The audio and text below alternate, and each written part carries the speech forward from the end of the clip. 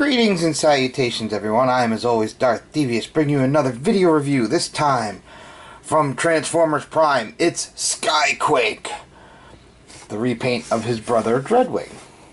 Okay, we'll come up here. You could read his bio, if you can. Alright. Here's his tech specs, if you want to read them. Okay. Back of the box, you see Skyquake.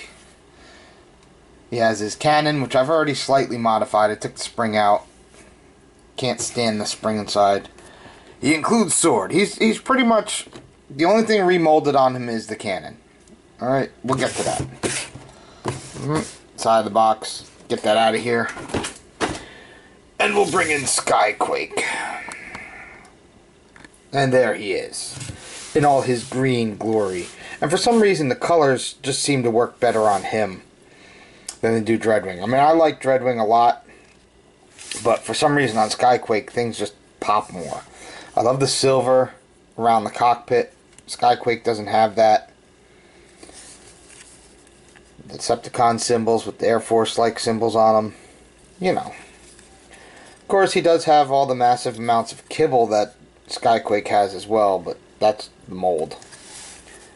Hand sticking out from the back. I don't know. We've seen it. There's his sword. It's kind of plain. As you'll see, I painted up Dreadwing's weapons and stuff. You'll see that in a minute. I'm going to bring Dreadwing in. And here's his cannon. As you see, I removed the spring so it stays in the open position. Disabled the LED because I don't want to run the batteries down. I'm going to take the batteries out eventually. The only thing is, if I flip it upside down, if I want him to hold it upside down like this, it automatically goes back to this mode. So I'm probably just going to disable all the gearing in it altogether and just glue it together like this. It's not a bad looking weapon though. And just like on Skyquake, or on Dreadwing, you can put it on top of Skyquake like that. I don't know why you would want to. But you can. You can do that with the sword too. Don't know why you would want to, but you can. You can do what you want to do. So we'll bring in Dreadwing. As you can see, it's pretty much a straight swap for most of it. I mean, like, he's got silver leading edges on his wings. He's got red and red on the back. He's got gold. The biggest difference is around the cockpit, where they picked out the cockpit more on Skyquake. But other than that, they're pretty much identical paint-wise. There's not a lot different. He's got more silver here, but not by much. Alright, we'll bring in Dreadwing's weapons. You can see what I did to them. Here's his sword that I painted up. Some blues, some dark blues, grays, things like that.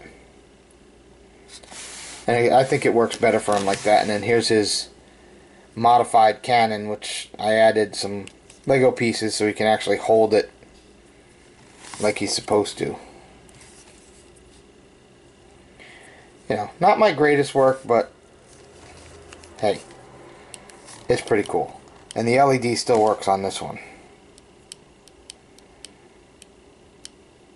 Alright. Now, since I already reviewed Dreadwing, I'm just going to transform these guys off screen, and then we'll take a look at the robot modes. Be right back.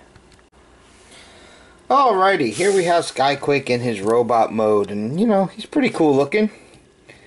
They did give him slightly more paint in this mode than Dreadwing, in that they did do the horns on the side of his head there. You can zoom in. Look at his face.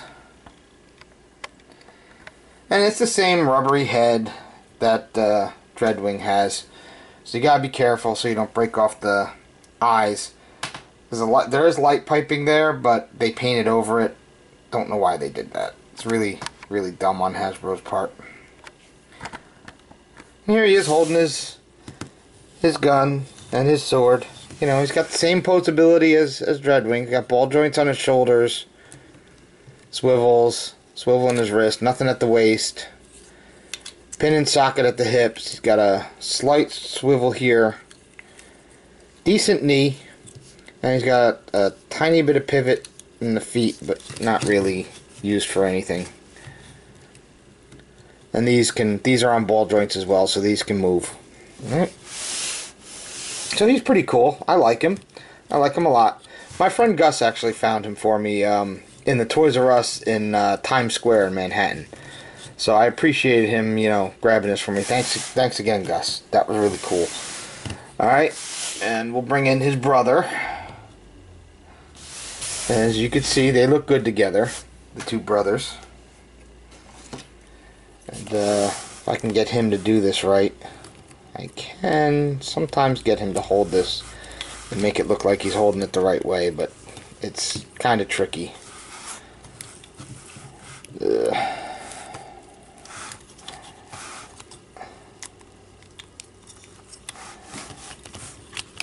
Nah, doesn't want to do it. I'm not going to fight with it. Oh, now you knocked my brother over. Oh, damn you, Starscream. We'll just put his sword in his hand.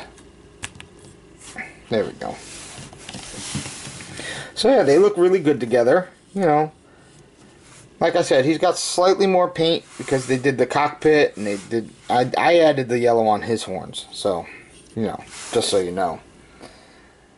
And for one more figure, we'll bring in their Lord and Master, Megatron. And they look good next to him on either side.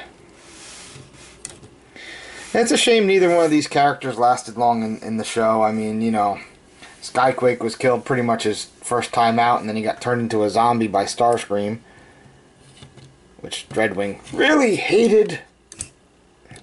He hated that to the point where Megatron killed him with his own gun. Boom! Yeah, so there you go. Alrighty, so that's going to do it. This has been a look at Skyquake here. You know, just a repaint, straight up repaint of his brother Dreadwing. If you can find him, I know he's really hard to find. I know people were, he was out for like a minute, and that was it. He was gone. So if you see him, don't pass up on him, because I think the green makes him pop more than the blue on Dreadwing. Alright? Just my recommendation. Alright guys, you all be good. As you see, I've got the two brothers. They're both dangerous. I'll send them after you. And Megatron will be in the background laughing the whole time. Alright? Be good.